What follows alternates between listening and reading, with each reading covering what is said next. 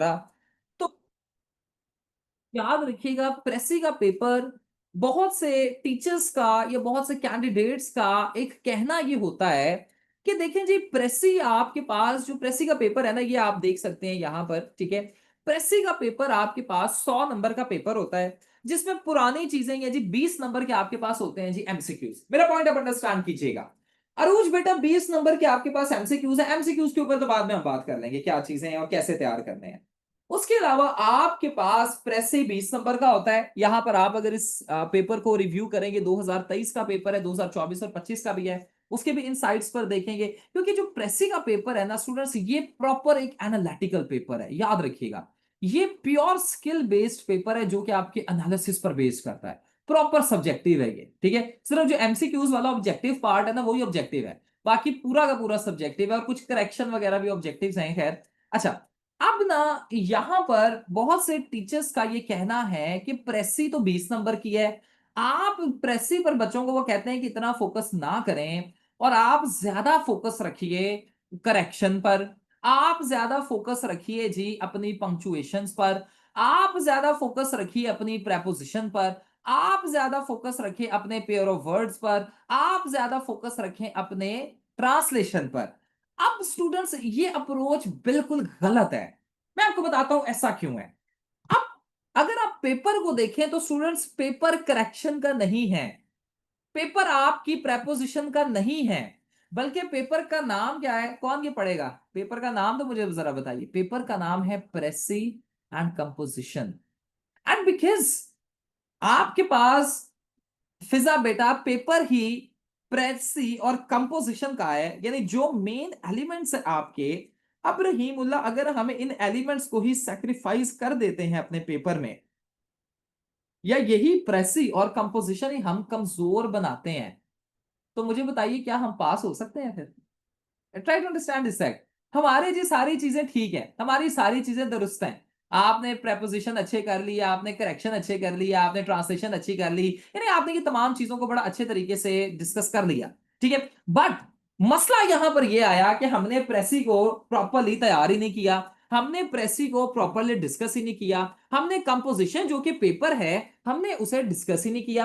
And because हमने उसे discuss ही नहीं किया, तो मैं आपसे एक चीज ये जहां पर जानना चाहता हूं, मुझे सारे बताइए students, this is analytical paper जिसमें आप सबकी प्रेजेंटेशन और आप सबकी प्रेजेंट क्लास में होना बड़ा एक इंपॉर्टेंट है।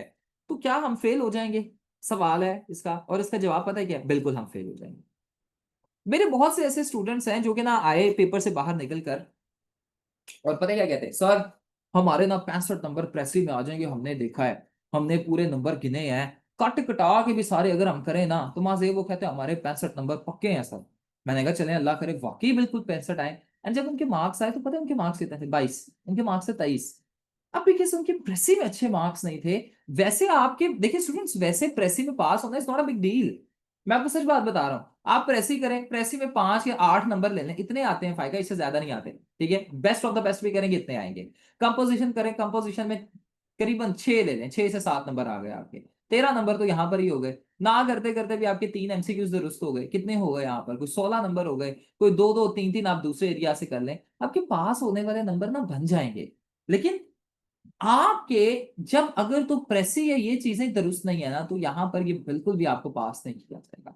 यहां तक आपको समझ आ गया? इसका मतलब है हमें इस बारे में आशा दोस्त मलिक ये पता चलता है कि प्रेसी में हमने दूसरे कंपोनेंट्स पर तो डिस्कस करना है, जो कि मैं आपके साथ बिल्कुल करूंगा, लेकिन प्रेसी में आपके पास प्रेसी और कंपोजिशन बड़े जरूरी हैं। तो हमने इन्हें प्योरली एनालिटिकल वे में देखना है, प्योरली इन्हें डिटेल्ड वे में देखना है, और क्या क्या स्किल्स की जरूरत है, क्या क्या माइंडसेट की जरूरत है, क्या क्या हमें चीजों की यहां पर जरूरत है, उन तमाम चीजों को हम डिटेल में गो थ्रू करेंगे। क्लियर है यहां तक? सबको समझ आ रही है स्टूडेंट्स? मुझे बताइएगा, I you all getting my point? मुझे सारे जरा बताया करें, मुझे साथ साथ जवाब दिया करें। एक तो मैं पहले बीमार हूँ, ऊपर से आप ऐसे ठंडा रिप्लाई करेंगे तो मैं और ज्यादा जी कमजोर हो सर। जाऊंगा। अब यहाँ पर स्टूडेंट्स क्या होता है कि आप देखिए तो प्रेसी 20 नंबर की कंपोजिशन और इसके मेन एलिमेंट्स अगर हम देखें ना, तो क्या क्या आते हैं, इसके लिए ये जानने के लिए हमारे लिए जरूरी है कि हम ना अपने 2025 के पेपर पर देखें। अब 2025 के पेपर में आप देखें ना, वही पुरानी बातें हैं कि प्रेसी और कंपोजिशन तो आने ही आने हैं। अब यहाँ पर देखिएगा, प्रेसी को जरा आप देखें, दिस इज द प्रेसी जो कि 20 नंबर की है। अच्छा, आप प्रेसी को अगर आप एक चीज यहाँ पर जस्ट एक सरसरी सा लुक देखें, तो प्रेसी को ना डिटेल में देखिएगा, पढ़ने की जरूरत नहीं है, जैसे इसकी लेंथ देखें, ये देखिएगा। अब लेंथ वाइज अगर हम कहते हैं तो यहां पर हम देखें तो क्या ये प्रेसी में कोई लेंथ में आपको चेंजिंग्स नजर आ रहे हैं? जहां पर आप देखें तो 2023 की प्रेसी आप देखिए, just look at the precis of 2023 Rahimullah, और 2025 की प्रेसी को देखें, जहां पर 2023 की प्रेसी हमारे पास आधे पेज की भी नहीं थी, लेकिन 2025 की प्रेसी, 2024 की भी ऐसे ही है, तो बहुत लेंथी प्रेसी नहीं है। यहां पर आप देखिए, पेपर को आपने देखना है, जब आप पेपर को आपने तैयार करना है ना, तो आपने याद रखिएगा कि पास पेपर्स को देखना है। यहां पर भी देखें तो कोई इतनी लेंथी प्रेसी नहीं है, बड़ी छोटी सी प्रेसी है। बट आप 2025 में अगर आप देखें तो 2025 में प्रेसी उसने बहुत लेंथी दी है, ठीक है। अब there are certain reasons about this, मेरे पॉइंट अंडरस्टैंड कीजिएगा, ठीक है। तो ये आपने यहां पर चीज को अंडरस्टैंड करना है कि प्रेसी 2025 में बड़ी लेंथी है। अब ये लंबी प्रेसी होना इसका क्या मतलब है, मैं आपको भी ये भी बताता हूं, but right now just want you to skim through the paper. अब जरा एक दफा पेपर को देख लें 2025 के कैसा आ रहा है, ठीक है। फिर आप नेक्स्ट देखें तो हमारे पास आ जाती है जी कंपोजिशन। एंड आप कंपोजिशन को भी देखें तो कंपोजिशन भी कोई छोटी नहीं है, यहां पर देखिएगा, ठीक है। कंपोजिशन को भी आप देखें तो कंपोजिशन भी माशाल्लाह से बहुत ज्यादा लेंथी और तगड़ी कंपोजिशन है, ठीक है। यहां पर आप देखें तो कंपोजिशन एक बेबी कंपोजिशन है। मेरी बात समझ रहे हैं आप सारे, ठीक है। यहां पर भी देखें अंश, तो कंपोजिशन कोई बहुत लेंथी नहीं है, कंपोजिशन आराम से नॉर्मल है, ठीक है। और यहां पर आप कंपोजिशन देखें तो कंपोजिशन हमारे पास कंप्रीहेंशन आप जिसे कहते हैं, कंपोजिशन भी कह सकते हैं, व्हाटएवर यू कैन से, तो ये आपके पास बड़ी लेंथी है, ठीक है। मेरी बात समझ आ रही है? यहां तक लेंथ का भी हम कंपैरिजन कर रहे हैं, कंटेंट वाइज कंपैरिजन नहीं अभी हम देख रहे हैं, हम सिर्फ और सिर्फ अभी लेंथ का कंपैरिजन कर रहे हैं। सो ये लेंथी प्रेसी यहां पर इसका मतलब ये है कि अभी तक 2025 में, 2023 और 2024 में जहां पर आपके पास बड़ी छोटी छोटी प्रेसी और कंपोजिशन आ रही थी, ठीक है, 2025 में आपके पास प्रेसी और कंपोजिशन एग्जामिनर ने बहुत लेंथी ऐड की है। अब ये लेंथी कंपोजिशन और प्रेसी का होना यहां पर कुछ चीजें हमें इंडिकेट करता है, और वो पता है क्या इंडिकेशन है? मैं अभी फिर से आपको कह रहा हूं, मैं डेप्थ में नहीं जा रहा, मैं आपको बड़ी बेसिक बेसिक अभी चीजें बता रहा हूं, करंट ट्रेंड बता रहा हूं, ठीक है। आयशा, क्या इस चीज को इंडिकेट करता है हमारा लंबी प्रेसी आना या लंबी कंपोजिशन आना? आयशा, सबसे पहले पता है इस चीज को क्या इंडिकेट करता है? कि स्टूडेंट्स का टाइम मैनेजमेंट स्किल्स कैसे हैं। अब देखिए ना, एक प्रेसी जो आपके पास एक छोटी प्रेसी आई है उसे करने में आपको कम टाइम लगेगा, और जो आपके पास एक लेंथी प्रेसी है, लंबी प्रेसी है, उसे करने में आपके पास टाइम ज्यादा लगेगा। सो एग्जामिनर यहां पर ये देखना चाहता था कि प्रेशर, अब ये पढ़ते ही एग्जाम बच्चों के ऊपर प्रेशर आ गया, क्योंकि आपने क्या करना है स्टूडेंट्स, 1 घंटे में ये 40 मिनट में प्रेसी को कंप्लीट करना है, 40 मिनट से 1 घंटा यही टाइम आपके पास होना चाहिए। अगर इससे तजावुज आपका टाइम कर जाता है तो इसका मतलब है गेम आपके हाथ से निकल गई है सारी की सारी। अब यहां पर इशू ये है कि जब आपके पास प्रेसी ही बहुत लेंथी आ गई है तो बच्चा देखते ही प्रेशराइज हो जाएगा। मेरा पॉइंट अंडरस्टैंड कर रहे हैं? पहला सवाल है, एक तो पहले ही सवाल लेंथी है और पहले ही सवाल डिफिकल्ट है, तो ये डिफिकल्ट होना एक सवाल का और लेंथी होना एक सवाल का हमें ये इंडिकेट करता है कि एग्जामिनर हमें प्रेशराइज करना चाहता है, और दरअसल वो देखना चाहता है कि एक ऐसा कैंडिडेट जिसे कल को मैं असिस्टेंट कमिश्नर बनाने वाला हूं, जिसे कल को मैं एएसपी बनाने वाला हूं, जो कि कल को पाकिस्तान को इंटरनेशनल फोरम्स में एफएसपी के थ्रू रिप्रेजेंट करेगा, वो बच्चा प्रेशर में कैसे फंक्शन कर सकता है। मेरी बात अंडरस्टैंड कर रहे हैं आप सब स्टूडेंट्स? मुझे बताइएगा, you all getting my point? Late me no. अब यही चीज यहां पर एग्जाम देखना चाहता था कि बच्चा प्रेशर में कैसे फंक्शन करता है, और क्या प्रेशर में अच्छा फंक्शन कर भी सकता है। मैं आपसे एक सवाल पूछता हूँ, क्या आप वाकई प्रेशर में, जी छोड़ दीजिए, मैं आपसे एक सवाल पूछता हूँ, this is about your personality, this is about your endurance. मैं आपसे एक सवाल पूछता हूँ, जिस आपने अपने ऊपर इसे लेना है, किसी के ऊपर नहीं। क्या आप वाकई ही प्रेशर में अच्छा फंक्शन कर सकते हैं? क्या आपके ऊपर जब एक प्रेशराइजिंग सिचुएशन बिल्ड है, और आपको पता है कि आपका एक छोटे से छोटा फैसला भी तकदीरें बदल सकता है, क्या आप वो प्रेशर में ऐसे बड़े बड़े फैसले ले सकते हैं? ये चीज यहां पर देखी गई है। मेरा पॉइंट अंडरस्टैंड कर रहे हैं?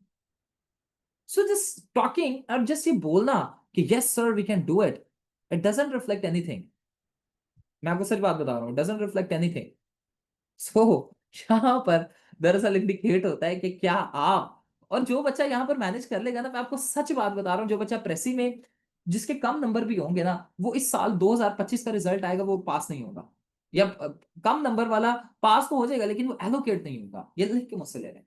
बिकॉज सारी की सारी गेम इस दफा जो आकर रुकी है ना, वो आपके पास प्रेसी पर गेम टर्निंग पॉइंट आपका प्रेसी में होगा, and there is a possibility कि ऐसे के बाद सबसे ज्यादा बच्चे आपके प्रेसी में इस दफा फेल होंगे। इस्लामियात में अल्लाह के होते हैं, लेकिन there is a possibility. I was sitting one time recently with a very good teacher and he was telling me the same thing कि माइट बी पॉसिबल, और वही उनसे ही मैं चीजें लेकर आपको बता रहा हूँ कि देयर इज अ पॉसिबिलिटी कि प्रेसी इस दफा एक टर्निंग पॉइंट साबित हो सकता है। जो बच्चा प्रेसी में अच्छे नंबर ले लेगा वो एलोकेट भी हो जाएगा।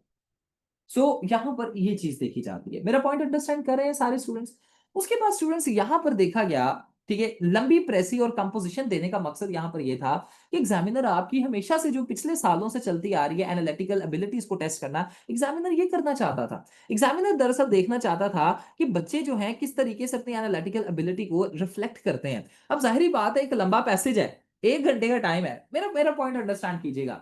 तो एक ह्यूमन नेचर है हुमा कि आप इसे जल्दी जल्दी पढ़ेंगे, और जल्दी जल्दी पढ़ने में हो सकता है कि आप यहां पर बहुत से इंपॉर्टेंट पॉइंट्स को मिस कर जाएं। लेकिन जो बच्चा बड़ा एनालिटिकली सोचेगा ना, वो इंपॉर्टेंट पॉइंट्स को साथ साथ ग्रास्प करता जाएगा। मेरा पॉइंट अंडरस्टैंड कर रहे हैं आप सारे? ठीक है। सो यहां पर देखा गया कि आप जो हर साल ही, खैर ये तो देखा जाता है कि एनालिटिकल एबिलिटीज आपकी किस तरीके से शेप अप है। ठीक है। सो ये आप यहां पर बता सकते हैं। ठीक है। उसके बाद ठीक है, अब नेक्स्ट अगर आप देखें तो अगर आप ये सारे पैसेज को पढ़ते हैं ना, तो ये बड़ा ही एक मल्टी डायमेंशनल सा पैसेज था। दरअसल एग्जामिनर देखना चाहता था कि क्या बच्चे मल्टी थीम्स को या डिफरेंट जो डायमेंशंस हैं उन्हें एक दूसरे के साथ लिंक कर सकता है। वो ये एनालिटिकल स्किल्स में खैर ये आ जाता है, लेकिन इस चीज को भी ना बड़ा डिटेल में देखा जाता है। सो इस दफा लेंथी प्रेसिंग, और मेरा एक प्रिडिक्शन ये हो सकती है, सही भी हो सकती है नहीं भी हो सकती खैर, लेकिन मैं ये आप सबसे यही गुजारिश करूंगा, और आगे हमारे जो प्रेसी की प्रैक्टिसेस होंगी, टेस्ट होंगे, वो भी ऐसे ही होंगे कि 600 700 100 1000 अल्फाज की आपको मैं प्रेसी दूंगा। जो बच्चा एक लंबी प्रेसी कर लेगा ना प्रेशर के अंडर, वो आगे शॉर्ट प्रेसी भी कर लेगा, उसके लिए मसला नहीं है। सो इस वजह से हम कोशिश करेंगे कि हम एक लेंथी प्रेसी को भी साथ साथ लेकर चलें, लेंथी कंपोजिशन को भी लेकर चलें, शॉर्ट प्रेसी और कंपोजिशन को भी लेकर चलें, आपको भी आपकी एबिलिटीज को भी मैक्सिमम प्रेशर में शेप अप किया जा सके, ताकि आप इन चीजों को बेहतर तरीके से अंडरस्टैंड कर सके। Right now I am not telling you how to do precis, I am just telling you कि 2025 का पेपर हमारे लिए क्या इंडिकेशंस लेकर आया है, और वही इंडिकेशंस की बेस पर 2026 में हम किस तरीके से प्रेडिक्शंस को कर सकते हैं। मैं सिर्फ अभी ये बता रहा हूं। मेरा पॉइंट अंडरस्टैंड सारे कर रहे हैं स्टूडेंट्स? जो मैंने अभी यहां तक आपको बातें बताई, मुझे बताइएगा। कोई अगर आपका यहां तक सवाल है तो आप मुझसे जी पूछ सकते हैं ओपनली। आप मुझसे अगर कोई समझ नहीं आया, रेपिटेशन कहीं पे करनी है, आप मुझसे पूछ सकते हैं। अगर नहीं तो विल मूव फॉरवर्ड। फाइजा बेटा, फिजा समझ आ रहा है आपको? किंजा समझ आ रहा है? मुझे बताइएगा students. Ayesha, are you getting my point? दील, सारे जितने भी आपके पास हैं, लुकमान जी समझ आ रहा है आपको? सर लुकमान ये आप? एक सवाल है मेरा। जी जी। सर ये जो कंपोजिशन का है, कंपोजिशन, सर जी ये जो इसको जो नीचे क्वेश्चंस दिए होते हैं, वो जो इसको हम यहाँ आंसर वो आंसर करने होते हैं, क्या वो हम अपने अल्फाज में करते हैं या उसी पैराग्राफ से हम को ढूंढने पड़ते हैं, पर लिखना पड़ता है? एक है, जब मैं आपको कंपोजिशन कराऊंगा तब बड़े डिटेल में प्रैक्टिस करेंगे, लेकिन आपने अपने अल्फाज में करना होता है, कॉपी पेस्ट नहीं वो पसंद करता। ये जो ओके। देखिएगा स्टूडेंट्स, प्रेसी को या देखें, ये जो सवाल होते हैं ना, पहले इस पर आ जाते हैं। ये सवाल हसन कभी भी इस चीज को नहीं देखते, या इस चीज अगर देखिए ना, इस सवालों के जवाब ऐसे देना हो ना, कॉपी पेस्ट ही करना हो, तो हर किसी के लिए आसान होता है।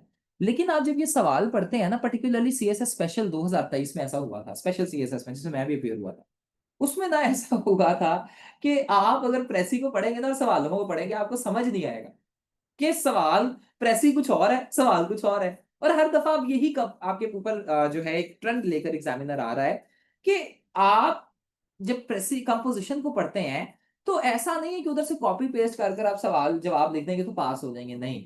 आपको अपने अल्फाज में लिखना पड़ेगा, ताकि आपके एनालिटिकल स्किल्स को देखा जा सके, आपकी पैराफ्रेजिंग को देखा जा सके।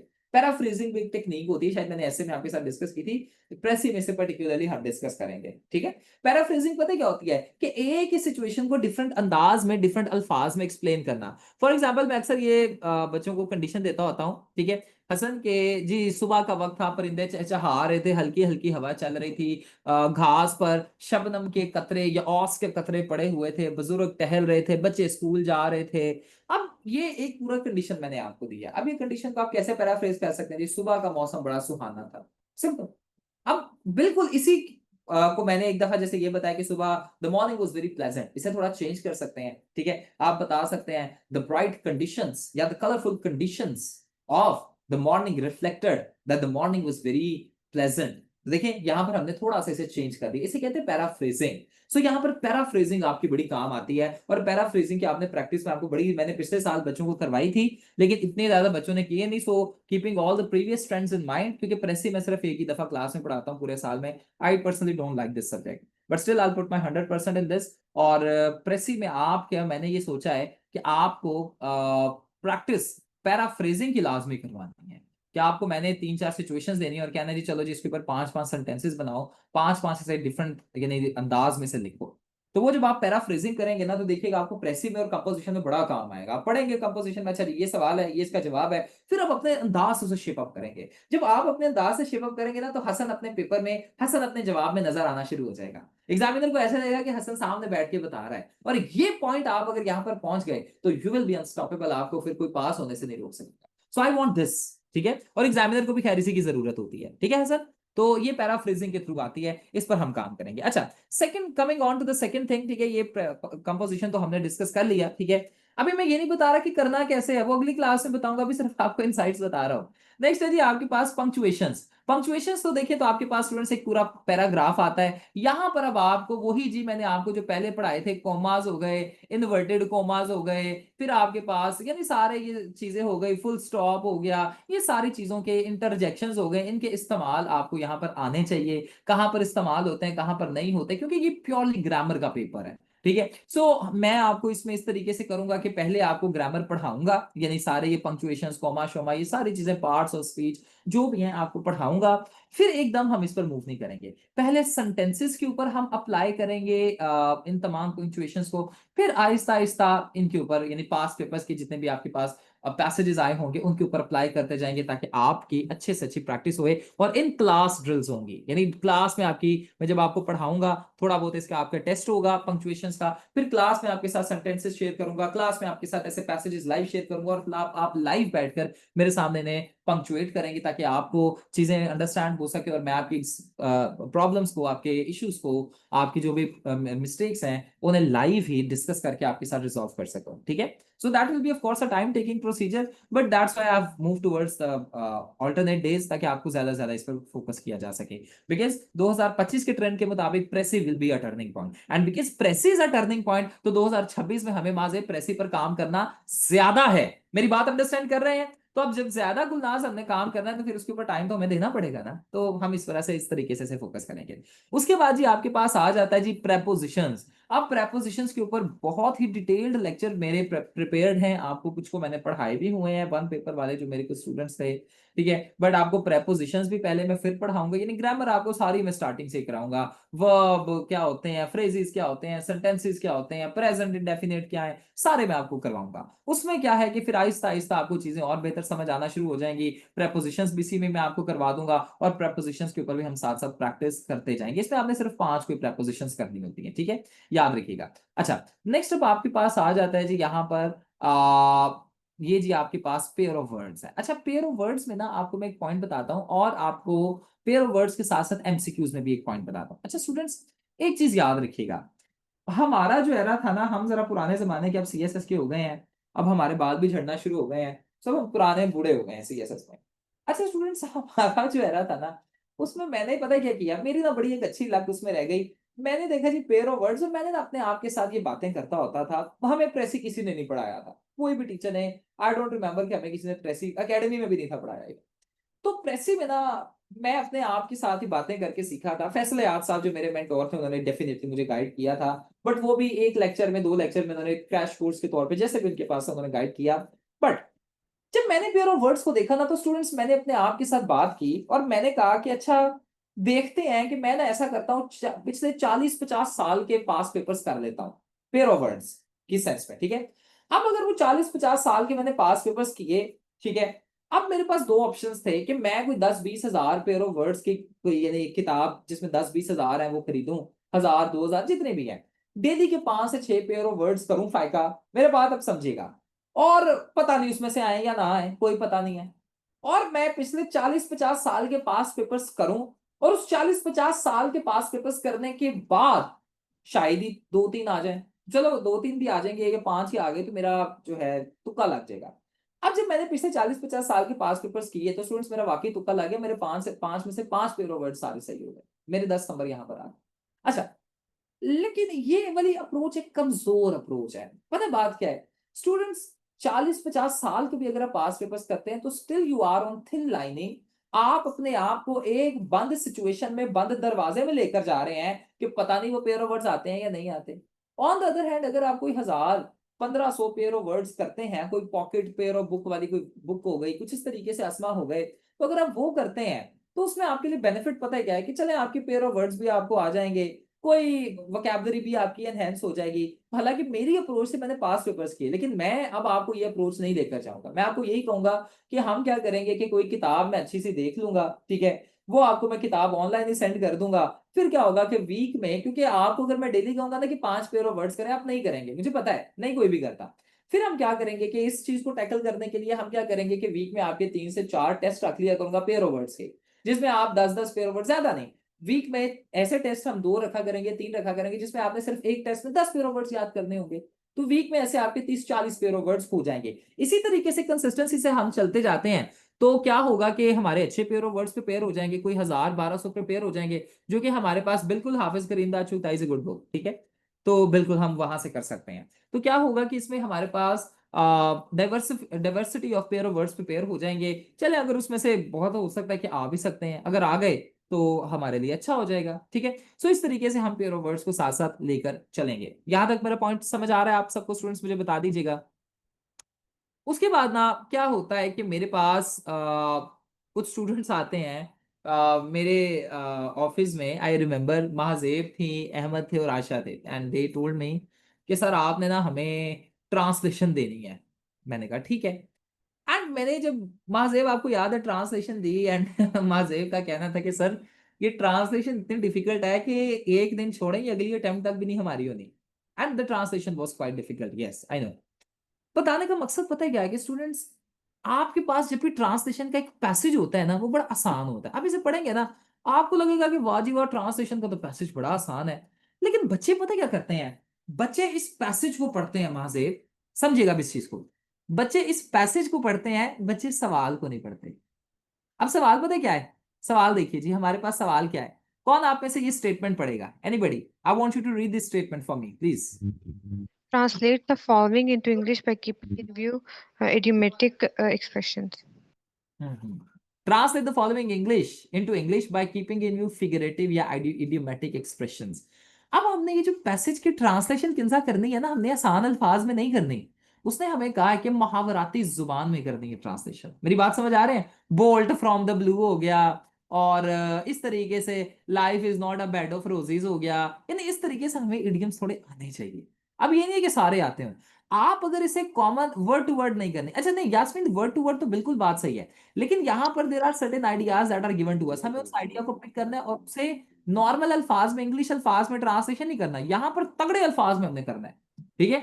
जैसे स्कैवेंजिंग हो गया या ऐसे डिफिकल्ट अल्फाज हो गए, वो हमने यहाँ पर इस्तेमाल करने हैं, ताकि एग्जामिनर की जो डिमांड है ना कि आपने फिगरेटिव जुबान में इडियोमैटिक एक्सप्रेशन को इस्तेमाल करना है, हम उस डिमांड को पूरा कर सकें। मेरी बात अंडरस्टैंड कीजिएगा। 10 नंबर की ट्रांसलेशन है, अगर आप यहां पर इडियोमैटिक एक्सप्रेशंस इस्तेमाल करते हैं ना तो 6-7 नंबर आपके यहां पर इजीली आ जाते हैं। लेकिन अगर आप इडियोमैटिक एक्सप्रेशंस इस्तेमाल नहीं करते और नॉर्मल जुबान में आसान इंग्लिश में से ट्रांसलेट कर देते हैं तो आपके 3 से 4 नंबर आएंगे, नंबर्स अफेक्ट होंगे, ठीक है। तो कोशिश हम इसकी यही रखेंगे ये स्टूडेंट्स, हम क्या करेंगे, इडियोमैटिक एक्सप्रेशंस को इंटीग्रेट करें। 5-10 इडियम्स मैं डेली के आपको सेंड करता जाऊंगा, 5-10 नहीं तो हम 2-3 करते जाएंगे, ताकि आपके इडियम्स भी थोड़े प्रिपेयर्ड हो जाएं। And based on all these idiom आप अच्छे तरीके से अपनी प्रिपरेशन को परसू रख सकें। मेरी बात अंडरस्टैंड करें? और फिर उसी इडियोमैटिक एक्सप्रेशन को जब आप अपनी ट्रांसलेशन में इस्तेमाल करेंगे तो आपके अच्छे मार्क्स सिक्योर हो सकें। मेरा पॉइंट आप सब अंडरस्टैंड कर रहे हैं स्टूडेंट्स? मुझे बता दीजिएगा, are you all getting my point? Adeel, Ahmed, Ali Askar, Ans, Aqsa Khan, वाजिबा Aqsa Khan भी है आज, आरिका, आसमा, आशा, आयशा, फाकरा, फिजा, गुलनाज, लुकमान, जितने भी स्टूडेंट्स हैं जी, मारिया, जहांगीर, माजेब, सारों को समझ आ रही है? मोए, जरूज, आई all getting my point? Zahra. तो ये चीजों को हमने लेकर चलना है, ठीक है। प्रेसी जैसा कि मैंने कहा कि आपके लिए जी टर्निंग पॉइंट साबित होने वाला है, ये मेरा पॉइंट आज लिख लीजिए। मैं आपको सच बात बता रहा हूँ, आपका आई गेस अक्टूबर में रिजल्ट आ रहा है। कब आ रहा है 2025 का रिजल्ट, कोई है किसी को डेट का पता? तो बिकॉज 2025 में का रिजल्ट आपका आने वाला है, आप देख लीजिएगा खुद। डीएम सीरीज आप में से जो मेरे 2025 के बच्चे हैं, इंशाल्लाह आप में से कोई फेल तो नहीं होगा, पास ही होंगे सब। लेकिन जब आप पास होंगे तो जब आप अपने आगे जाकर डीएमसीज को देखेंगे, आप भी देखेंगे कि वो प्रेसी जो है ना, बड़ा एक इंटेग्रल पार्ट आपके पास होने में और एलोकेशन को लेने में प्ले करेगा। तो इस वजह से आपने कोशिश ये करनी है कि 2026 वाले भी, क्योंकि 2025 में ये ट्रेंड रहा है, बहुत ज्यादा चांसेस है कि 2026 में भी ये ट्रेंड रहे। एंड बिकॉज 2026 में भी यही ट्रेंड रहेगा, तो हमें वैसे ही उसके लिए तैयार करना है और जरा टाइम इसे ज्यादा देना है। जैसे इस्लामियात हो गया, जीएसए हो गया, पॉइंट पता है क्या है? इस्लामियात हो गया, जीएसए हो गया, पॉलिटिकल साइंस हो गया, आईआर हो गया, ये सारे सब्जेक्ट, ब्रिटिश हिस्ट्री हो गया, इन्वायरमेंटल साइंस हो गया, करंट अफेयर हो गया, पाकिस्तान अफेयर हो गया, ये सारे सब्जेक्ट जो पता है वो इनमें ना आप सारे पास हो जाएंगे। मैं आपको 100% लिख के दे रहा हूँ कि आप इन तमाम 10 के 10 सब्जेक्ट्स में पास हो जाते हैं। मसला पता है कहाँ पर आ रहा है? प्रेसी में और ऐसे में, ठीक है। तो आपने क्या करना है कि इन सब्जेक्ट्स पर, एसए और प्रेसी पर ज्यादा फोकस करना है। एंड जब आप मेरे साथ ये प्रेसी भी कवर अप कर लेंगे सारा सब्जेक्ट, तो स्टूडेंट्स हम पता क्या करेंगे, हम फिर क्या करेंगे कि एक दिन एसए को लेकर चलेंगे, एक दिन प्रेसी को लेकर चलेंगे, ताकि आपकी ऑल्टरनेटिव डेज पर ऐसी तगड़ी प्रैक्टिस हो जाए कि आपको ना तो प्रेसी के लिए मसला हो, ना एसए के लिए मसला हो। बाकी 10 के 10 सब्जेक्ट आप पास हो जाएंगे। उसके टेस्ट पूरा साल हम कंडक्ट, यानी सितंबर के दूसरे हफ्ते से आपकी जनवरी 20 तक 21 तक मैं कंडक्ट करूंगा, ठीक है। तो इस तरीके से हम सारी चीजों को लेकर प्रेसी की चलेंगे। यहां तक आपका कोई अगर सवाल है तो आप मुझसे पूछ सकते हैं students, you can ask anything from मी। अगर आप सबको समझ आ गया तो देन वेरी गुड। फिर हम डायरेक्टली जी प्रेसी पर, बल्कि आपको कुछ टिप्स एंड ट्रिक्स भी, मैं इसकी गोल्डन ट्रिप बताता हूँ कि किस तरीके से आप अच्छे मार्क्स सिक्योर कर सकते हैं प्रेसी में, ये भी बताता हूँ। और एमसीक्यूज के ऊपर थोड़ा डिस्कस करते हैं। एंड देन हम मूव करेंगे कि किस तरीके से हम आज प्रेसी को करेंगे। कोशिश करेंगे कि ये भी आज ही कवर कर लें कि प्रेसी किस तरीके से की जा सकती है, डूज एंड डोंट्स ऑफ प्रेसी, ठीक है जी। हाँ, सितंबर में आपके जो है सेकेंड वीक में टेस्ट स्टार्ट हो जाएंगे। आपको पता तो है, मैंने बताया तो है कि सितंबर के दूसरे हफ्ते से आपके टेस्ट हो जाएंगे स्टार्ट, ठीक है। सो सितंबर दूसरा हफ्ता will be your test, will be the starting date first Monday जो है सितंबर का, जो सेकेंड मंडे होगा, यस सितंबर का जो सेकेंड मंडे सॉरी होगा, उसमें आपके टेस्ट स्टार्ट हो जाए, ठीक है। और वो आपके एंड तक चलेंगे, ओके। अच्छा स्टूडेंट्स, अब आते हैं एमसीक्यूज पर। अच्छा स्टूडेंट्स, एमसीक्यूज की अगर हम बात करते हैं ना, जैसा कि सर पता है 20 नंबर होते हैं सीएसएस में प्रेसी के पेपर के, ठीक है। यहाँ पर आप देखें तो प्रेसी आई गेस इधर मेंशन है। अब ये जो 20 नंबर आपके एमसीक्यूज के हैं ना, याद रखिएगा स्टूडेंट्स, ये एमसीक्यूज याद रखिएगा, कभी भी आपके इसमें से 20 में से 20 नंबर नहीं आएंगे। ये मैं आपको सच बात बता रहा हूँ, ठीक है। आपके इसमें से best of the best marks भी पता है कितने आ सकते हैं अगर आप पास पेपर इसके लिए कर लें। मैं आपको ये सजेशन दूंगा कि पास पेपर कर लें, एंड पास पेपर 2000 से लेकर 2025 तक कर लें। एक तो ये चीज, उसके बावजूद भी जब आप यहाँ पर अल्फाज को देखेंगे ना, तो स्टूडेंट्स ऐसे अल्फाज हैं जो कि हमने भी जिंदगी में नहीं सुने होते। सर टेस्ट कंपलसरी के होंगे, साथ साथ आपके ऑप्शंस के भी होंगे, ठीक है। पहले कंपलसरी से स्टार्ट होंगे, उसके बाद आहिस्ता आहिस्ता आपके, क्योंकि ऑप्शंस जो हो चुके हैं उनके इंटीग्रेट होते जाएंगे। एंड सितंबर के स्टार्ट से आपके जो मेजर सब्जेक्ट्स हैं पॉलिटिकल साइंस और आईआर, वो भी स्टार्ट हो जाएंगे, ठीक है। वो वीकेंड्स पर क्लासेस होंगी, 2 दिन या एक दिन संडे को होगी, बस 3 घंटे की, 3 साढ़े 3 घंटे की, ठीक है। तो आपका ये भी स्टार्ट हो जाएगा। I am going to push you, ठीक है। सो इस तरीके से भी हम इसे देख लेंगे। अच्छा खैर, एमसीक्यूज पर आते हैं। तो स्टूडेंट्स यहाँ पर आप देखें तो क्या ये मैकेमेडाइज या मैकेडेमाइज्ड वर्ड, ये देखें सिबलाइन, ये वर्ड्स, चले लेवाइट एक्यूबेशन, ये तो हमने सुने हैं। अब ये वर्ड्स हमने सुने भी नहीं होते, ऐसे ऐसे अल्फाज आ जाते हैं, ठीक है। ये देखें जी एमेनेसिस, ठीक है। उसके बाद प्रोपिनक्विटी, ये पास्ट पेपर्स में आया हुआ है, ठीक है। क्रोम्युलेंट, ये अब ऐसे अल्फाज हैं जो कि हमने सुने भी नहीं है, बहुत से बच्चों ने सुने भी नहीं होते। अब ये देख लें जी कन्फेब्युलेशन, a lot of people have not even heard this word, पैसे ये बच्चों ने सुना हुआ वर्ड, ठीक है। सो ऐसे अल्फाज आते हैं जो कि सही से प्रोनाउंस भी नहीं होते। अब ये देखिए जी रुबार्ब, अब I don't know what is the meaning of this, harmony यहाँ पर इन्होंने लिखा है। अब बताने का मकसद पता है क्या है कि स्टूडेंट्स आपके ऐसे अल्फाज यहाँ पर आते हैं जो कि हमने सुने भी नहीं होते, ये तुक्का बेस्ड होता है। एमसीक्यूज के बारे में अगर मैं बताऊं, तो एमसीक्यूज के बारे में मैंने एक दफा एक अफवाह सुनी थी, एक मुझे इनसाइडर ने बताया था, और ये बताया था कि सीएसएस में आपके पास ये जो एमसीक्यूज हैं, ये पता कैसे आते हैं, मैं आपको लाइव डेमो दिखाता हूँ। एमसीक्यूज ऐसे आते हैं कि जब हम गूगल पर जाते हैं ना, तो गूगल पर जाकर आप लिखते हैं जी, फॉर एग्जांपल आप लिखते हैं जी इडियम्स या सिनोनिम्स, यहां पर देखिएगा आप लिखते हैं जी synonyms and antonyms, synonyms for CSS. अब आप जब यहां पर लिखते हैं ना तो स्टूडेंट्स आप जब नीचे से स्क्रॉल करते हैं तो यहां पर आप देखिए तो कोई 10-12 पेजेस आते हैं, तो पहले कोई 5-6 पेजेस में से वो नहीं लेता, कोई 8वें 10वें पर जाता है, 8वें 10वें पर जाकर फिर यहाँ पर जो है वो जो भी डिफिकल्ट डिफिकल्ट अल्फाज आते हैं यहां से वो अल्फाज को उठाता है और बच्चों को सिनोनिम्स एंटोनिम्स देता है एमसीक्यूज के लिए। तो मैं आपको यही सजेस्ट करूंगा कि आपने क्या करना है कि सिनोनिम्स एंटोनिम्स पहले तो पास पेपर के प्रिपेयर करना है, क्योंकि हमें पता ही नहीं आते कहां से। ठीक है, ये देखिए किल्टर और ऐसे अल्फाज वी डोंट नो। अच्छा, अब आपने क्या करना है कि पास पेपर से इन्हें तैयार करना है, पिछले 20 साल के 25 साल के पास पेपर्स इसके आपने प्रिपेयर करने हैं। ठीक है, और मैं आपको इस पे भी टेस्ट दूंगा, आपको पास पेपर शेयर करूंगा और आपका टेस्ट होगा जी, चलें जी 2005 से 2000 से 2005 तक के आपके सिनोनिम्स एंटोनिम्स का टेस्ट है। आप इस तरीके से पास पेपर्स को मैं आपके प्रिपेयर करवाऊंगा। ठीक है, तो आपने पास पेपर्स को तैयार करना है और पास पेपर्स को तैयार करने के बाद फिर आपने क्या करना है कि गूगल पर जाना है, synonyms and antonyms for CSS लिखना है, नीचे स्क्रॉल कीजिएगा, कोई 10-12वें पेज से स्टार्ट करें, जो जो भी आपके पास लिंक्स आते हैं उन्हें तैयार करते जाएं। आपके पास माइट भी पॉसिबल 5 से 6 नंबर्स आ जाएं, 20 नंबर के 20 नंबर आपके सिनोनिम्स एंटोनिम्स में कभी नहीं आने वाले, एमसीक्यूज में 18-19 नंबर नहीं आने वाले कभी भी, वो टाइम चले गए हैं। अभी जो है मेजोरिटी के बच्चों के या मैक्सिमम ऑफ द मैक्सिमम जो पास भी होते हैं उनके कितने आते हैं, 4 नहीं तो 5, एक्सेप्शनल केसेस में 6 से 7 बस। तो आपके भी इतने ही आएंगे, इससे ज्यादा नहीं आएंगे।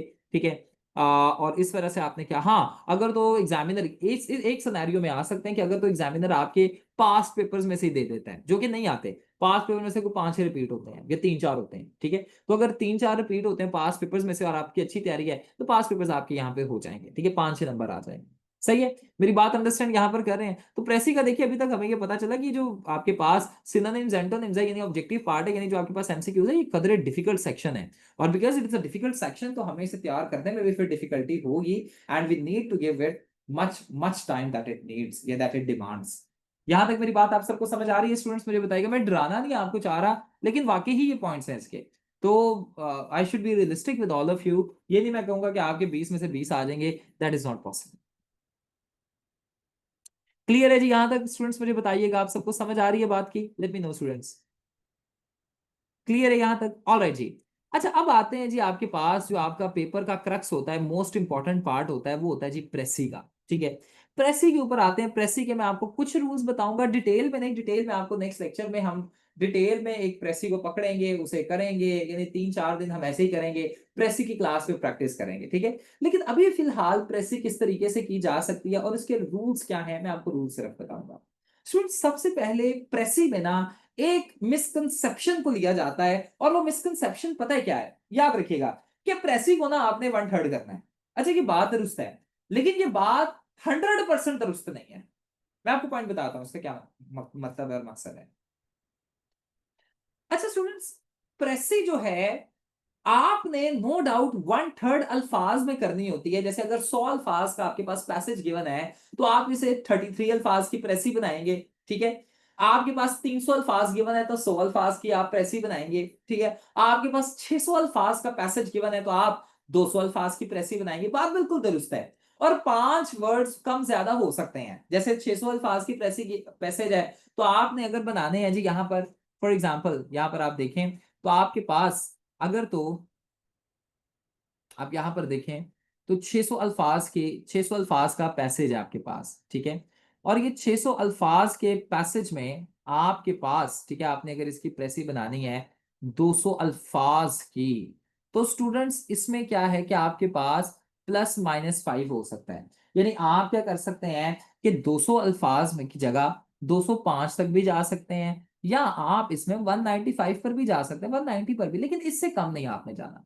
अगर तो आप इनसे इन अल्फाज से यानी 190 से कम जाएंगे, या आपके फॉर एग्जांपल आपने 33 अल्फाज की प्रेसी बनाई है और आपकी 20 अल्फाज की बन गई है, ठीक है, तो ऐसा नहीं है कि एग्जामिनर आपको बड़ा प्रेज यहां पर करेगा। ये 205 अल्फाज की है तो आपने 250 अल्फाज की बना दी है, तो यहां पर एग्जामिनर आपको प्रेज नहीं करेगा, एग्जामिनर आपकी प्रेसी को कट कर देगा। पता है क्यों? अगर तो आपने कम अल्फाज की बनाई है तो इसका मतलब पता है क्या है? इसका मतलब है कि आप प्रेसी में से बहुत से आइडियाज को ओमिट कर गए हैं। ओमिट से मुराद है कि आप आइडियाज को डिलीट कर गए हैं प्रेसी में से। मेरी बात अंडरस्टैंड कीजिएगा। ठीक है, फॉर एग्जाम्पल, ठीक है, there are 3 ideas given in the precis. ठीक है, तो आप अगर एग्जामिनर यानी फॉर एग्जाम्पल, ठीक है, आपने 33 अल्फाज की प्रेसी बनानी थी और 3 आइडियाज आपके पास गिवन है, और आपने क्या किया कि आपने 20 अल्फाज की प्रेसी बनाई। तो स्टूडेंट्स इसका मतलब पता है क्या है कि आपने आइडियाज को डिलीट कर दिया, जो कि आपकी एक कंप्लीट प्रेस ही नहीं होगी। दूसरी चीज यहां पर यह है कि अगर आपने ज्यादा अल्फाज बनाए तो आपने बहुत ज्यादा ओवर राइटिंग कर दी है, ज्यादा चीजों को ऐड कर दी है, यानी अननेसेसरी चीजों को भी ऐड कर दिया है। अब प्रिसाइज यानी ये प्रेसी जो हम जिसे कहते हैं ना, PRECIS, ठीक है, प्रेसी। अब इसका मतलब है प्रिसाइज, दरअसल इसे प्रोनाउंस ऐसे करते हैं प्रेसी, लेकिन स्पेलिंग देखें तो प्रिसाइज है। प्रिसाइज से मुराद होता है किसी भी चीज को, किसी भी पैसेज का एक डोरमेंट मीनिंग यानी एक छुपा हुआ मतलब तलाश करना, और उस छुपे हुए मतलब को, उस छुपे हुए मतन को इतनी काबिलियत के साथ लिखना कि आपका वो जो एक लंबा 600 अल्फाज का पैसेज है उसका भी आइडियाज आपके छोटे पैसेज में रिटेन करना, ठीक है, यानी एक कंप्लीट रिफ्लेक्शन करना और रेपिटेशन ना करना, ठीक है, और साथ ही साथ क्या करना कि complete outlook, complete overview develop करना। मेरा पॉइंट अंडरस्टैंड कीजिएगा। जैसा कि आपको 600 अल्फाज का पैसेज गिवन है और 200 अल्फाज की प्रेसी आपने रिक्वायर्ड है कि बनाएं, तो स्टूडेंट्स इसका मकसद ये है कि आप जो 600 अल्फाज का पैसेज है, यानी यहां पर आप देखें तो यहां पर ये जो छुपा हुआ मीनिंग है ना, आपने उस मीनिंग को बताना है, यानी आपने उस मीनिंग को क्या करना है कि हाईलाइट करना है, डिस्कस करना है, और इसे इस तरीके से डिस्कस करना है कि इसके ओरिजिनल मीनिंग में, यानी ये जो पूरा का पूरा आपके पास पैसेज है, इसके ओरिजिनल मीनिंग में कोई चेंज ना आए, ठीक है, और इसका ओरिजिनल मतन रिटेन करते हुए इसे कम अल्फाज में बनाना, यानी 1/3 में बताना, ठीक है। सो इसे कहा जाता है जी प्रेसी। मेरी बात अंडरस्टैंड कर रहे हैं आप सब स्टूडेंट्स? मुझे बताइएगा, डिफिकल्ट तो नहीं लग रहा है किसी किस्म से भी आपको यहां तक? टेल मी स्टूडेंट्स, अगर कोई क्वेश्चन है आप मुझसे पूछ सकते हैं। If you want me to repeat anything you can tell me, I will repeat that thing for you. मुझे बताइएगा इसके बारे में।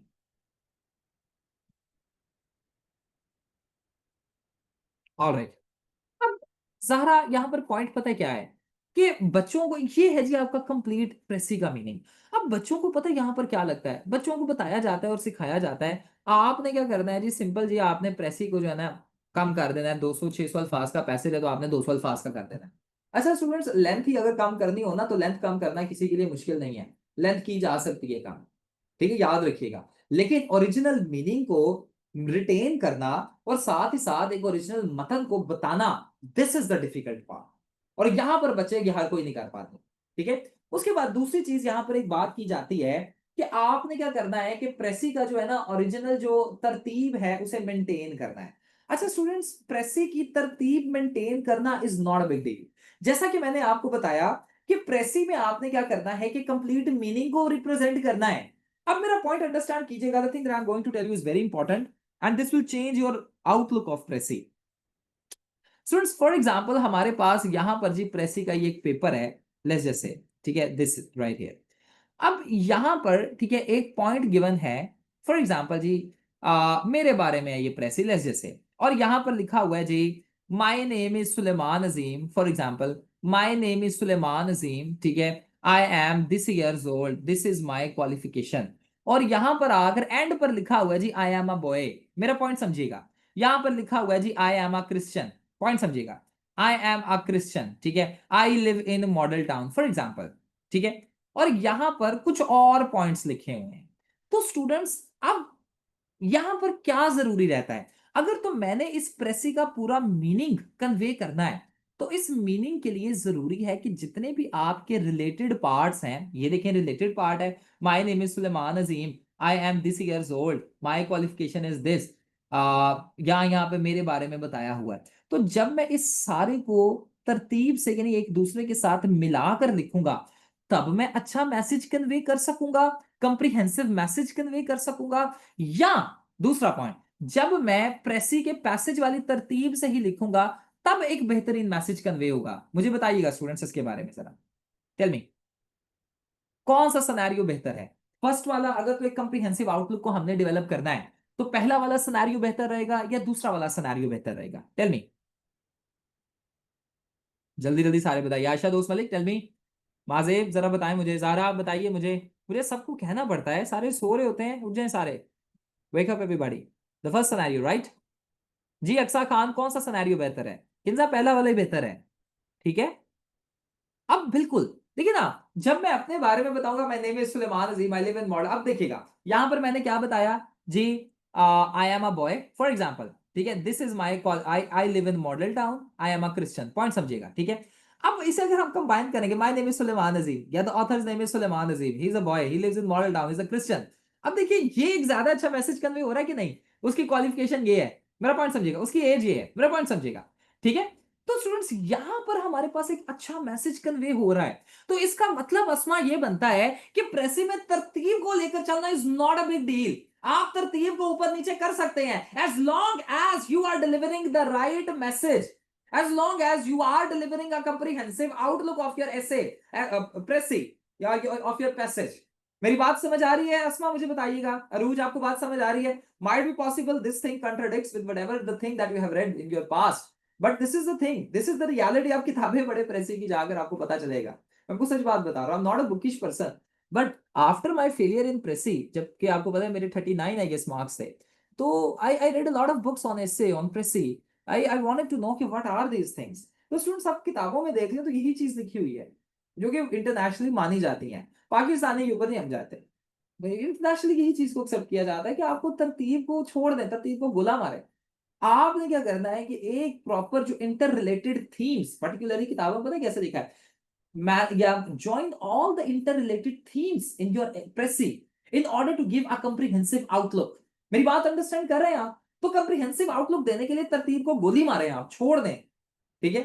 आपने क्या करना है कि देखिए कि आपके कौन से इंटर रिलेटेड थीम्स हैं। अगर इसी से रिलेटेड, ये आपके पास क्लाइमेट चेंज की थीम गिवन है, उसी से रिलेटेड यहां पर कुछ गिवन है, उसी से रिलेटेड यहां पर कुछ गिवन है, उसी से रिलेटेड यहां पर कुछ गिवन है, ठीक है। और बाकी ये जो सारी, अब यहां पर देखिए, बाकी ये जो सारा रेड से मैं हाईलाइट कर रहा हूं, ये अलग चीजें हैं। तो स्टूडेंट्स इसमें क्या है कि आप ये रेड वाली को अलग करके लिखेंगे और ये ब्लू वाली को अलग करके लिखेंगे, ताकि आपकी ऐसे एक्सप्रेसिव में एक प्रॉपर तरतीब भी डेवलप हो सके, ठीक है, एक प्रॉपर मैनेजेबल जो है सिनेरियो भी मेंटेन हो सके, और साथ ही साथ आपकी प्रॉपर थीमेटिक एक्सप्रेशन भी आपका जा सके, और एक कंप्रिहेंसिव आप मैसेज डिलीवर कर सके, जो कि वाकई ही प्रेसी में छुपा हुआ था। मेरी बात समझ आ रही है? तो स्टूडेंट्स आपने क्या करना है कि तरतीब को नहीं देखना, आपने क्या करना है, मैसेज को देखना है, ताकि आप उस मैसेज को अच्छे तरीके से कन्वे कर सकें। क्लियर है? यहां तक मैंने आपको सबसे पहले बताया जी, प्रेसी को आपने वन थर्ड करना है। प्रेसी में आपने क्या करना है कि तरतीब का ध्यान नहीं रखना, तरतीब को गोली मारें, छोड़ दें तरतीब, ठीक है। आपने क्या करना है कि अपना इंटर रिलेटेड थीम्स को, जितनी भी आपकी थीम्स है उन्हें लिंक करते जाएं, प्रेसी बनती जाएगी ऑटोमेटिकली, ठीक है। सो ये this this is an art by the way. ये एमी हर बच्चे को नहीं आती, और एमी आपको भी एक दो प्रैक्टिस के साथ नहीं आएगी। जब आप कॉन्स्टेंटली प्रैक्टिस करेंगे ना, तब आपको भी चीजें आएंगी, मैं आपको सच बात बता रहा हूँ, ठीक है। सो इस पर आपने काफी ज्यादा डिटेल में डिस्कस करना है और चीजों को याद रखना है। नेक्स्ट आते हैं अब स्टूडेंट्स आपके पास कि एक और तीसरा पॉइंट ये है कि एक प्रेसी में, जैसा मैं आपको बता चुका हूँ कि सेंट्रल आइडिया को आपने ढूंढना होता है। प्रेसी जब आपके पास आती है ना, मैं आपको एक अच्छा स्कोर करने का तरीका बताता हूँ। स्टूडेंट्स आपने कभी भी, जब आपका प्रेसी का पेपर आता है ना, तो पता है आपने क्या करना है, आपने प्रेसी से अपना पेपर का आगाज नहीं करना, याद रखिएगा। पता है क्यों? अब मैं आपको पॉइंट बताता हूँ। स्टूडेंट्स प्रेसी में थोड़ी ऊपर नीचे हो सकती है अक्सर। अब देखिए ना, फॉर एग्जांपल मैं हूं एग्जामिनर, और मेरी रिक्वायरमेंट है आशा दोस्त मलिक से कि वो 5 लेवल पर जाकर प्रेसी को करें। लेकिन अगर आशा दोस्त मलिक 4 लेवल पर, यानी मेरी रिक्वायरमेंट को पूरा नहीं कर सकती, 4 लेवल पर चली जाती है, 4.5 लेवल पर चली जाती है जैसे, तो की तो इन्होंने अच्छी है प्रेसी, लेकिन वो मेरे लेवल पर नहीं है। तो अब अगर प्रेसी स्टार्टिंग वाला ही क्वेश्चन मेरे लेवल का नहीं होगा और मेरी एक्सपेक्टेशन को पूरा नहीं करेगा, तो आशा मेरा आपके बारे में एक ओपिनियन ये डेवलप हो जाएगा कि आपको सही नहीं आती चीज। अब जब ये ओपिनियन आपके बारे में मेरा डेवलप हो जाएगा ना, मैं आपको प्रेसी में आगे आने वाले सवालों में जहां पर आपने अच्छा भी परफॉर्म किया, मैं आपको कम नंबर दूंगा। मेरी बात अंडरस्टैंड कर रहे हैं? तो आपने कभी भी अपने प्रेसी के पेपर का आगाज प्रेसी से नहीं करना, कंपोजिशन से नहीं करना। मेरी बात समझ आ रही है? ये आपने एंड पे करने हैं, और आपको मैं बताता हूं कि ये क्यों मैं आपको एंड पर भी कह रहा हूं। फिर सवाल आपका एक पैदा होना चाहिए, सर जी बात तो चलें ठीक है आपने कर दी, ठीक है। अच्छा जी, नूर कह रही है सर इट इज मैंडेटरी कि जो वो कैप पैसेज में है वो ड्यूरिंग प्रेसी हम नहीं कर सकते। अच्छा, एक चीज याद रखिए, मैं उसकी तरफ अभी आता हूं कि देखिए आपने अपनी प्रेसी में रेपिटेशन भी नहीं करनी, इसके ऊपर मैं अभी आके आपको बताता हूँ आगे जाकर, ठीक है। अभी जितना मैं बता रहा हूँ आपको समझ आ रही है? मुझे ये बताइए कि आपने प्रेसी से अपने पैसेज का आगाज नहीं करना। आपने क्या करना है कि पेरो वर्ड से भी नहीं करना, आपने क्या करना है, प्रेपोजिशन से भी नहीं करना, आपने करेक्शन से भी नहीं करना, ठीक है। क्योंकि इनमें से भी 5 में से 5 आपको नहीं आते होंगे, हो सकता है गलतियां हो जाए। अब यहां पर भी आपको for example pair of words 3 आते हैं और आप 3 से आगाज करते हैं, एग्जामिनर का आपके बारे में नेगेटिव आउटलुक बन जाएगा। तो आपने पता है हमेशा अपने प्रेसी के पेपर का आगाज कैसे करना है? आपने अपने प्रेसी के पेपर का आगाज हमेशा ट्रांसलेशन से करना है। जब आप ट्रांसलेशन करेंगे ना और अच्छी ट्रांसलेशन करेंगे, एग्जामिनर का आपके बारे में आउटलुक बन जाएगा कि बच्चा बड़ा इंटेलिजेंट है, बच्चे ने बिल्कुल अच्छा पेपर क्रैक किया है। आगे जाकर छोटी मोटी कोई गलतियां भी होंगी ना, आपको भी छोड़ देगा, इग्नोर कर सकता है। ठीक है, सो आपने प्रेसी को, पहली तो बात है रूल्स में आपको ये बता रहा हूँ कि सबसे पहले तरतीब का ध्यान नहीं रखना, इंटर रिलेटेड थीम्स को लिंक करते जाइएगा। दूसरी चीज कि आपने 1/3 करना है, +-5 इसमें एक्सेप्टेड होता है। ठीक है, तीसरी चीज यहाँ पर ये है कि स्टूडेंट्स आपने प्रेसी के पेपर का आगाज प्रेसी से बिल्कुल भी नहीं करना। आपने this is a very tight control जो मैं आपको ये बताऊंगा कि आपने ट्रांसलेशन से ही करना है, याद रखिएगा। सही है। और अगर ट्रांसलेशन भी नहीं आती बेटा, वो अगर फाखरा नहीं आती तो वो फिर आपकी गलती रहेगी। नहीं, दिस इज द रियलिटी। अगर आपको नहीं आती तो ये आप, पहली तो बात है कि इतनी प्रैक्टिस इतनी मैं आपको करवाऊंगा, इतनी करते करते और जिस लेवल पर आप है ना, जैसे पैसे जाते हैं कर लेंगे आप। ठीक है, हाँ इडियोमेटिक एक्सप्रेशंस में आपको मसला हो सकता है फिर, ठीक है, लेकिन इडियोमेटिक एक्सप्रेशंस में मैं आपको तैयार करवा दूं। अगर वो नहीं आता होगा तो फिर आप देख सकते हैं, फिर आप थिन लाइनिंग पर होंगे एंड देन फेलियर के चांसेस बढ़ जाएंगे। ठीक है, नेक्स्ट आप आते हैं तो स्टूडेंट सवाल एक और किया जाता है कि सर जी प्रेसी में जो अल्फाज हैं, क्या हम उन अल्फाज को रिपीट कर सकते हैं? अपनी जब प्रेसी यानी पैसेज में जो अल्फाज हैं, क्या उन अल्फाज की रेपिटेशन हम कर सकते हैं? अच्छा स्टूडेंट्स, यहां पर कोई स्ट्रिक्ट मैकेनिज्म नहीं है। देखिए रेपिटेशन पता है क्या होती है? जब आप एक चीज को बार बार इस्तेमाल करते हैं, मेरा पॉइंट समझेगा। मैं फॉर एग्जाम्पल एक लफ्ज को मैं सीख लेता हूं जी, मैंने अभी रिसेंटली एक पेपर चेक करा था, तो उसमें ना एक बड़ा ही नया टर्म मैंने देखा, मेरी एक स्टूडेंट है उनका, आप में वो नहीं बैठी हुई, she is just second timer, second attempt वाली है वो, टेस्ट दे रही हैं, शफा उनका नाम है। तो वो कहती, उन्होंने ना एक वक्त एक टर्म इस्तेमाल किया, स्ट्रैटेजिक टाइम। अब this is a very new term और ये कोई ऐसा टर्म है ही नहीं है, स्ट्रैटेजिक टाइम कुछ भी नहीं होता। ठीक है, अब स्ट्रेटेजिक टाइम, मैं एक लफ्ज पकड़ लेता हूँ स्ट्रेटेजिक फॉर एग्जांपल, अब मुझे पता ही नहीं है स्ट्रेटेजिक होता है क्या, बहुत से बच्चों को नहीं पता। अब मैं बार बार अगर ये लफ्ज को इस्तेमाल करता जाऊंगा ना, देन दिस इज रेपिटेशन, और ये रेपिटेशन आपने नहीं करनी। यानी आप फॉर एग्जांपल एक लफ्ज आपने लिखा है यहाँ पर पैसेज में है, अब वो ही एक लफ्ज अगर आप अपने पैसेज से प्रेसी में उठाकर लिख देते मसला नहीं है। ठीक है, लेकिन अगर आप उस लफ्ज को बार बार इस्तेमाल करेंगे, अब जैसे मैं आपके साथ अभी आपको मैं बता रहा हूं, तो मैंने एक लफ्ज इस्तेमाल किया कि आपने कंप्रीहेंसिव आउटलुक डेवलप करना है, बार बार मैं यही अल्फाज यूज करूंगा, तो दिस इज रेपिटेशन। चलिए लेक्चर में तो हम ये कर सकते हैं, बातों में तो कर सकते हैं, लेकिन जब एक स्ट्रिक्ट रूल डेवलप है एग्जामिनर की जानिब से कि हमने रेपिटेशन नहीं करनी, तो कोशिश ये कीजिएगा कि आप, ठीक है, जो आपके पास अल्फाज पैसेज में लिखे हैं, ठीक है, उन्हें अगर बहुत ही आपके पास कोई लफ्ज है ही नहीं है तो फिर आप इस्तेमाल कर लें। लेकिन अगर आपके पास diversified form of vocabulary available है, तो फिर उस डाइवर्सिफाइड वोकैबुलरी का यहाँ पर ही तो आपने इस्तेमाल करना है। मेरी बात समझ आ रही है नूर? तो कोशिश कीजिएगा कि अगर तो आपके पास लफ्ज है, फॉर एग्जाम्पल एक आपके पैसेज में लिखा है वैंक्विश्ड, ठीक है, या फॉर एग्जाम्पल आपको आसान कर देता हूं, प्रेसी में पैसेज में आपकी लफ्ज लिखा हुआ है वेरियस, तो वेरियस को देखिए हम न्यूमरस भी तो लिख सकते हैं। मेरी बात समझ आ रही है? देयर आर मैनी भी तो लिख सकते हैं। तो हमारे पास लफ्ज आ गए, आप लिख दीजिए, वैंक्विश लिखना फिर जरूरी थोड़ी हो जाएगा। मेरी बात समझ आ रही है? ठीक है, सो ये आप यहाँ पर अगर लिखा होगा जी वे फॉरवर्ड, तो वे फॉरवर्ड को आप रिकमेंडेशन भी तो लिख सकते हैं, स्टेप्स भी तो लिख सकते हैं, पॉजिटिव स्टेप्स भी तो लिख सकते हैं। मेरी बात समझ आ रही है? तो इस तरीके से आप यहाँ पर चीजों को देख सकते हैं। क्लियर है जी? यहाँ तक आप सबको स्टूडेंट्स मुझे बता दीजिएगा। तो आपने रेपिटेशन प्रेसी को नहीं करना प्रेसी में। ऑलराइट, सो ये एक रूल आप यहाँ पर देख सकते हैं। उसके बाद स्टूडेंट्स आपने प्रेसी को ना हमेशा, मैं आपको ये चीज पूरे सीएसएस की आपकी जर्नी में बता रहा हूं और अक्सर बच्चे अमल कर भी रहे हैं, जो नहीं कर रहे मैं उन्हें के लिए फिर से रिपीट कर देता हूं। आपने प्रेसी में फर्स्ट या सेकंड पर्सन प्रोनाउन कभी भी इस्तेमाल नहीं करना, याद रखिए। आई मी माई सेल्फ। अच्छा 2016 में ना एक प्रेसी आती है ऐसी, 2016 में जो प्रेसी आई ना वो थी जी अ विजिट टू चेरोकी।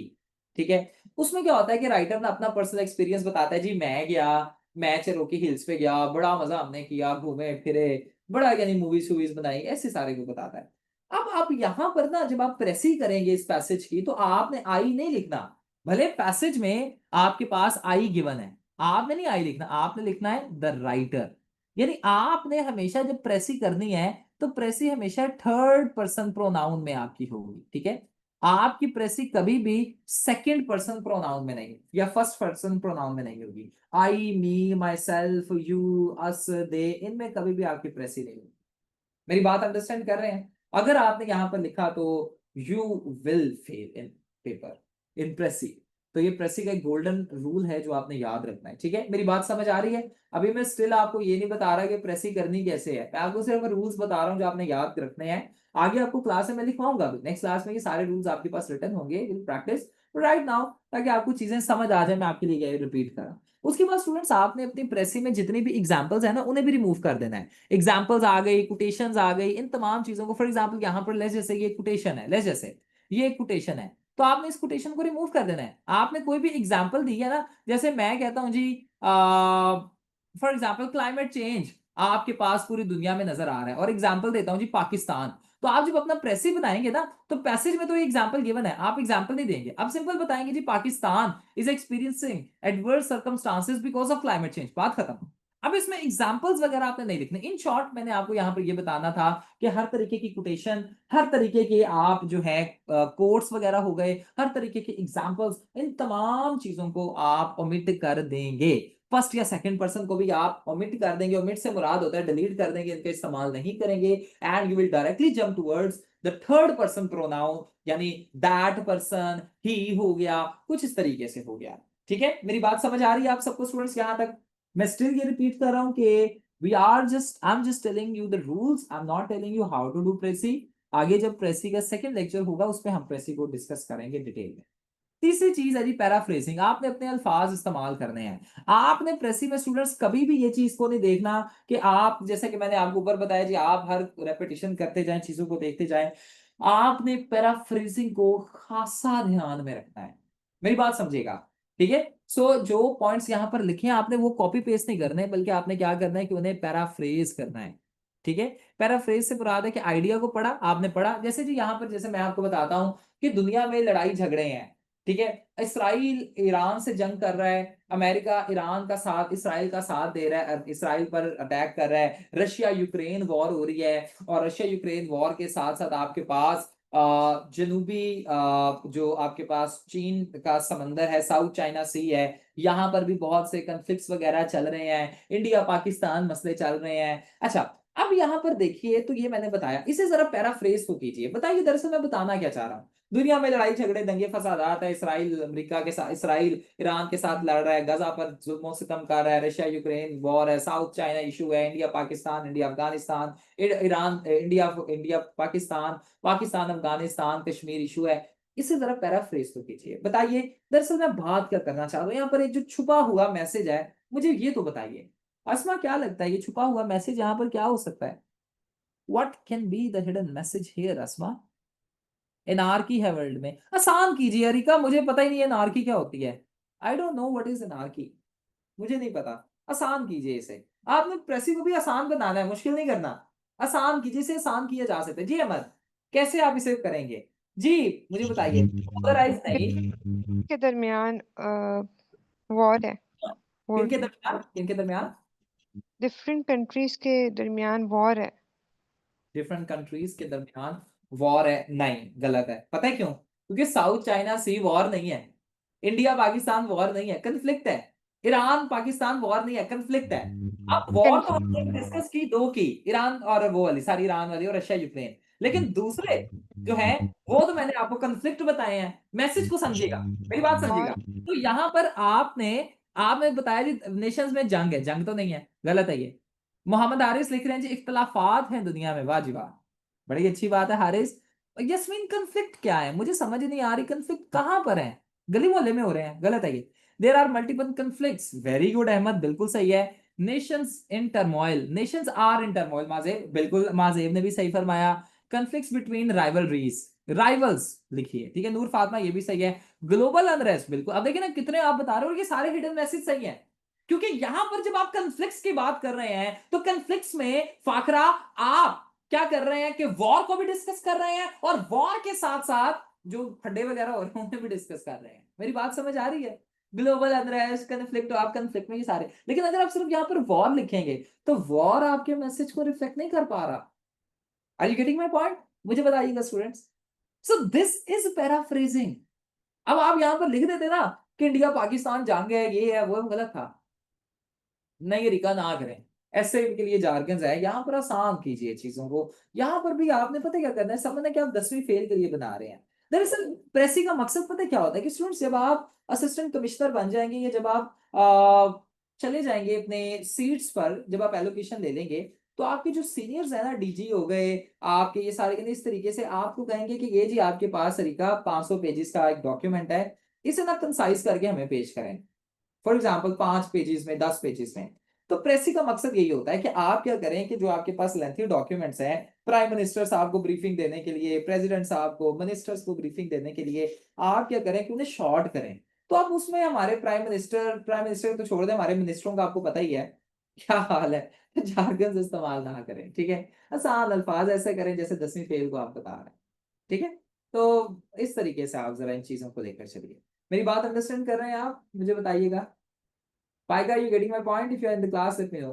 तो आपने क्या करना है, जार्गन्स को इस्तेमाल ना करें, आसान करें। जहां पर आपके पास चॉइस है ना कि एक चीज को जार्गन्स के लिए यानी जार्गन्स इस्तेमाल करें या एक चीज को आसान करें, तो आपने आसानी की तरफ जाना है, किसी भी पेपर में हो, ठीक है। आसानी की तरफ जाइए, क्योंकि जो चीज आसानी वाली है, जो मैसेज आसान अल्फाज से कन्वे होता है ना, वो किसी भी चीज से कन्वे नहीं होता, उससे ऐसी और कोई बात ही नहीं, ठीक है।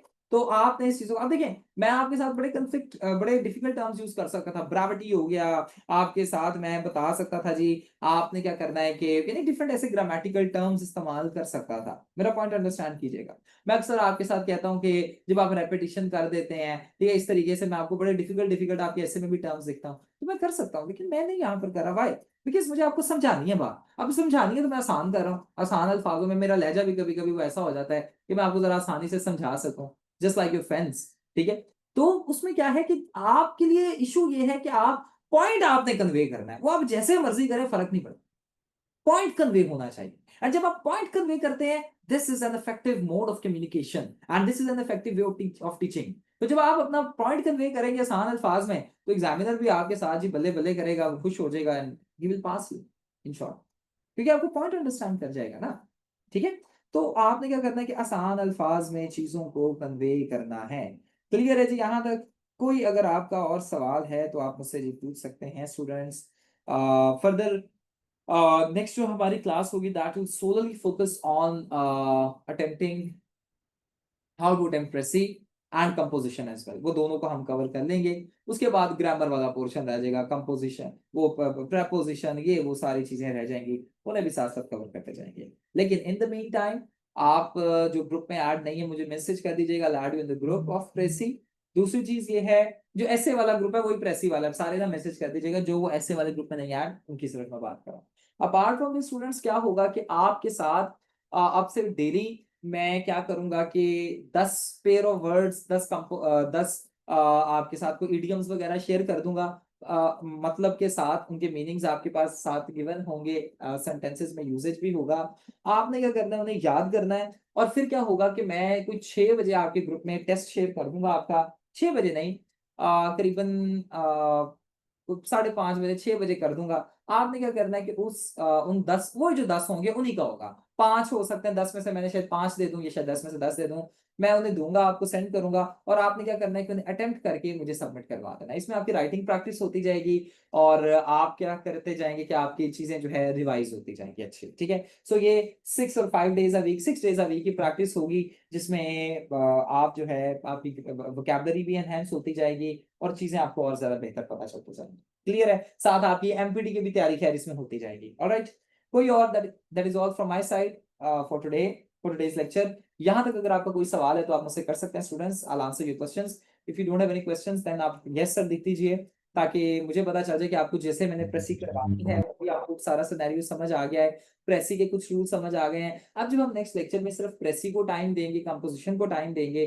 तो हम और ज्यादा डिटेल में चीजों को कवर अप कर सकेंगे एंड हम चीजों को जब प्रैक्टिस में लाएंगे तो practice makes a man perfect, आपको चीजें और बेहतर तरीके से समझ आ जाएंगी। टिल देन अगर आपका कोई भी सवाल है तो आप मुझसे कर सकते हैं after the class, in between the class, you can ask anything from me, I will answer your questions जी। सर, ये जिस तरह हम लोग प्रिपेयर करेंगे इडियम्स और पेयर ऑफ वर्ड्स, इसी आफ्टर तरह हम वोकैबुलरी प्रिपेयर करेंगे। I am not able to hear your voice. Sir, जिस तरह हम पेयर ऑफ वर्ड्स और हम्म, इडियम्स प्रिपेयर करेंगे, इसी तरह हम वोकैबुलरी भी प्रिपेयर करेंगे। तो ये वोकैबलरी ही तो है, और ये क्या है? पेयर वर्ड्स करते जाएंगे, सारी चीजें ये वोकैबलरी है सारी। ठीक है। सर जो अलग से वर्ड्स गिवन होते हैं नहीं नहीं 15 प्लस। वो नहीं नहीं नहीं, वो छोड़ दीजिए, ये इन्हीं में साथ आपकी, मेरे पास इस तरीके से बुक्स और चीजें पड़ी हैं, वो मैं आपको अभी ढूंढ के सेंड कर दूंगा ना, तो वो आपके साथ साथ प्रिपेयर होती जाएंगी, डोंट वरी। ठीक है। आपको पेयर ऑफ वर्ड्स में, मेरा जो मेन फोकस होगा वो पेयर ऑफ वर्ड्स पर होगा, इडियम्स पर होगा, साथ साथ उसके तैयार होते जाएंगे ये सारी चीजें। ठीक है, डोंट वरी। सो वो अलग उस पर प्रेशर लेने की, अब देखिए ना, 3 चीजों पर प्रेशर लेने की इतनी जरूरत नहीं है। ठीक है। और कोई सवाल है जी आप? जी, और कोई आपका सवाल है स्टूडेंट्स, मुझे बताइएगा। ऑलराइट, तैयबा आपको समझ आ गया सारा? अक्सा खान, सबको समझ आ गया? आपको सब कुछ सर आपको आज सीए की क्लास होगी? नहीं, सीए की क्लास आज नहीं होगी, वो कल होगी। ठीक है। जिस दिन प्रेसी की होगी सीए की क्लास नहीं होगी, और जिस दिन सीए की होगी उस दिन प्रेसी की क्लास नहीं होगी। ठीक है। सो गॉड ब्लेस यू जी, I am ending the class. I see you. और आपके साथ कल से, आज तो रात तक आपके साथ जो वोकैबलरी है, कोई वर्ड मीनिंग, सिनोनिम्स वगैरह हैं, वो सारे शेयर हो जाएंगे। प्रेसी से रिलेटेड कुछ अल्फाज हैं आपको मैं शेयर करूंगा, 183 अल्फाज हैं कुछ ऐसे हैं, उसे कहते हैं वन वर्ड सब्सटीट्यूशन। बहुत बेनिफिशियल वो रहेगी, वो याद कर लीजिएगा लाजमी। वो मैंने जब अपने टाइम पर याद किया था, तो मेरी प्रेसी और मेरे एमपीटी में मेरे एक ऐसा टेस्ट हुआ था जिसमें 200 में से 196 मार्क्स आए थे, मैं आपके साथ वो शेयर भी करूंगा। एक एकेडमी का था, लेकिन वो इतने मेरे लिए, वो 183 वर्ड्स इतने बेनिफिशियल रहे कि मैंने एमपीटी में बड़े अच्छा स्कोर किया। 169, 172 ऐसे मेरे एमपीटी में स्कोर था। तो अच्छे वो हेल्प कर देते हैं आपको, एमपीटी के लिए भी हेल्प कर देंगे जैसे आ रहे हैं। ठीक है। और इसके अलावा ये है कि आपकी वोकैबलरी अच्छी हो जाएगी, वन वर्ड सब्स्टिट्यूशन भी आपकी अच्छी हो जाएगी। ठीक है। सर ये क्वेश्चन पेपर आपके साथ अभी क्लास के बाद शेयर हो जाते हैं। ठीक है। So I am ending the class ही, God bless you. I see you tomorrow in current affair class and environmental science class, जो भी आपकी सब्सिक्वेंट क्लासेस होंगी। ठीक है। अल्लाह हाफिज, I am ending the class and I see you.